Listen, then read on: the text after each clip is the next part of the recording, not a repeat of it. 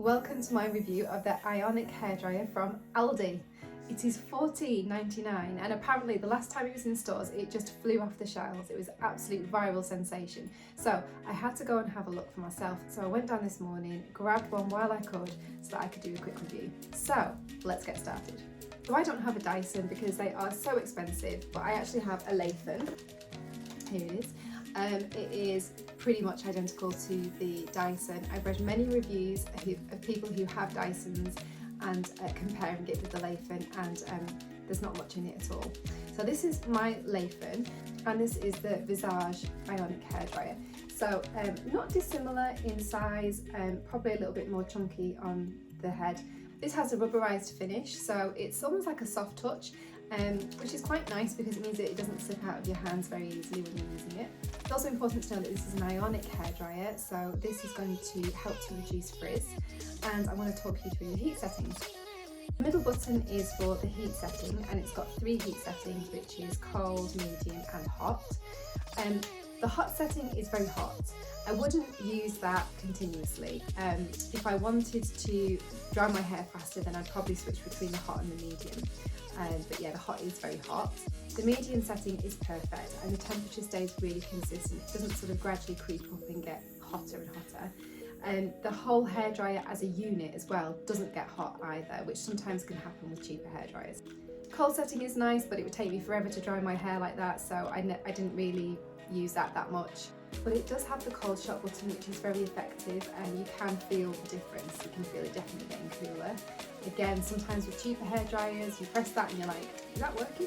If I was being really picky, then I'd say that the slide buttons on the hairdryer are a little bit stiffer, and that could be because it's new and maybe it just needs wearing in a little bit, but I did find them a little bit harder to push than the Lathan. And it has 2 speed settings, which are really similar to the Lathan. So it's amazing that a $14.99 hairdryer also comes with 2 attachments. You get the nozzle and you also get the diffuser. So the attachments just click in like this. It's not as easy as using my Lathan, but I think once you get to grips with it, you'll be fine. It's not that difficult, is it? So I just want to show you the difference between the 2 nozzles. This one, you can see that that's quite a wide area of the air to come out of in comparison to the Lathan, which is a lot smaller. So your airflow is going to be not as directed as it would do with the Lathan. This does tend to have the air going a little bit more of a wider area over your hair. These are the diffusers. As you can see, they're exactly the same size. I did find that the airflow did leak out a little bit more with the Visage hairdryer. It could potentially cause more frizz, but it's also an Ionic hairdryer, so hopefully that would just help. What I liked about the Visage diffuser is the longer prongs, which means that you can get into your roots a bit easier, and it feels like the airflow can reach the roots and dry the hair a little bit quicker. So I think it would be really good for thicker hair. So overall, I would say that it did a fantastic job.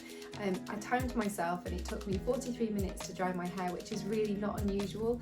That's about the same time that it takes for my Lathan to dry my hair. So other things to consider is also weight. This is actually lighter than my Lathan. This weighs 376, yes, I've got it written down here, 376 grams, and my Lathan weighs 450 grams. So it's like, what, 74 grams in it, so really not much to compare between the 2 of them. Also cord length, let me just check the box, it's 1.82. In terms of styling, it's very like the Dyson Supersonic hairdryer, and particularly I think it's the Neural one that is just out at the minute with the colourways. This comes in 3 different colours, and I'll put a picture here so you can have a look and see. I think it comes in a pink and also a purple, and I did read that it came in a black as well, but I could only find these 3 colourways in the shop. In terms of noise, I'd say it probably is a little bit noisier, but it is not a noisy hairdryer at all. My conclusion would be, if you are happy with the hairdryer that you have, don't go out and get it. Just carry on with what you're using. But if you're on a budget and you want to get a decent hairdryer, then I would really recommend you get yourself down to Aldi and grab one of these before they go, because for $14.99 this is an absolutely brilliant hairdryer.